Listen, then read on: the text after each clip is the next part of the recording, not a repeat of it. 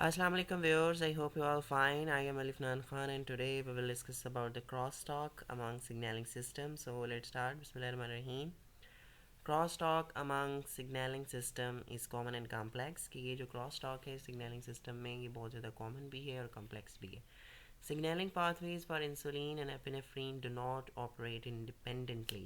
कि जो ये सिग्नलिंग पाथवे इंसुलिन का है या एपिनेफ्रीन का है ये इंडिपेंडेंटली ऑपरेट नहीं करते, लेकिन हम इनको डिस्कस इंडिविजुअली ही करते हैं ताकि मैकेनिज़्म को अंडरस्टैंड कर सकें, लेकिन ये इंडिपेंडेंटली ऑपरेट नहीं करते.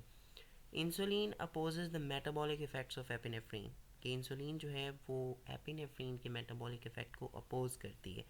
जो इंसुलिन रिसेप्टर काइनेज है ये फास्फोराइलेट करेगा टू टायरोसिन को इन बीटा एड्रेनर्जिक रिसेप्टर में, और इसके अलावा ये पीकेबी को भी फास्फोराइलेट करेगा जिससे वो फास्फोराइलेट करेगा in turn next to serine residue in the beta adrenergic receptor. फिर जब ये फास्फोराइलेशन हो जाएगी तो ये सिस्टम जो है वो इंटरनलाइज हो जाएगा. इट्स मीन के out of surface and lowering the cell sensitivity to epinephrine. Next यहाँ पे देखें कि ये जैसे ही इंसुलिन जो है वो अपने रिसेप्टर के साथ बाइंड करती है तो एक तो ये insulin substrate insulin receptor substrate 1 की फास्फोराइलेशन करती है. दूसरा ये जो इंसुलिन रिसेप्टर काइनेज है वो दो टायरोसिन रेजिड्यू की फास्फोराइलेशन करेगा और ये पीकेबी की भी कर देगा. तो PKB in turn to serine residue की फास्फोराइलेशन कर देगा जिससे ये रिसेप्टर इंटरनलाइज हो जाएगा, आउट ऑफ सरफेस हो जाएगा और ये रिड्यूस्ड जीपीसीआर रिस्पॉन्सिवनेस हो जाएगी. और दूसरा जो मैकेनिज़्म है जो हम इसकी नेक्स्ट जो है थ्योरी डिस्कस करते हैं कि जैसे ही ये जीपीसीआर जो है ये फास्फोराइलेटेड होता है टायरोसिन रेजिड्यू पर तो ये एक बाइंडिंग साइट जो है वो शो करता है for SH2 domain of the GRB2 and SOS and then RAF1. तो फिर ये मैप काइनेज कैस्केड एक्टिव हो जाता है जिससे जीन एक्सप्रेशन जो है वो अल्टर हो जाता है. नेक्स्ट ये सेकंड टाइप जो क्रॉस टॉक की जब हमने पीछे डिस्कस की उसमें क्या होता है कि जो इंसुलिन रिसेप्टर काइनेज है वो फास्फोराइलेट करता है टायरोसिन को in the beta 2 adrenergic receptor.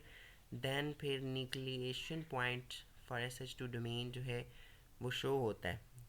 For example जिनमें भी है वो SH2 domain containing proteins like GRB2, SOS, Ras, RAF1, MEK and ERK. तो अल्ट्रेशन हो जाती है in gene expression because MAP kinase cascade is activated now. Next फिर ये जब एक्टिवेशन होता है MAP kinase cascade ERK by insulin तो ये 5 to 10 फोल्ड ज़्यादा हो जाता है जब बीटा एडिनर्जिक रिसेप्टर जो है वो प्रेजेंट होता है.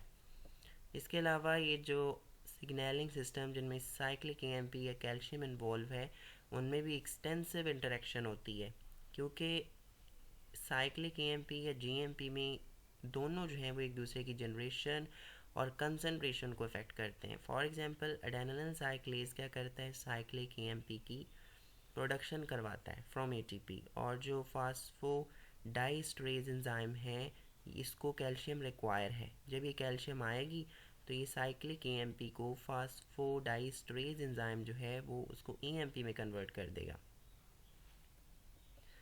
नेक्स्ट ये जो बीटा एरिस्टन है जब जीपीसीआर की डिसेंसिटाइजेशन की जाती है ये उस वक्त आके बाइंड करती है, लेकिन ये इनिशिएट करती है एक और second signaling cascade by activating as scaffold proteins कि ये स्कैफोल्ड प्रोटीन के तौर पर एक्ट करती है और एक सेकंड सिग्नलिंग कैस्केड्स को एक्टिव कर देती है.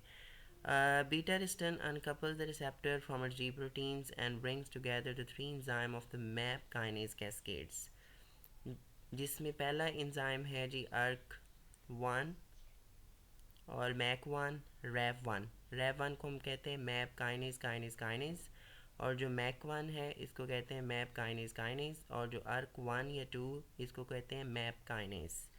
और इससे फिर क्या होता है कि एक स्टिमुलस ट्रिगर करेगा टू डिस्टिंक्ट रिस्पॉन्स पाथवे.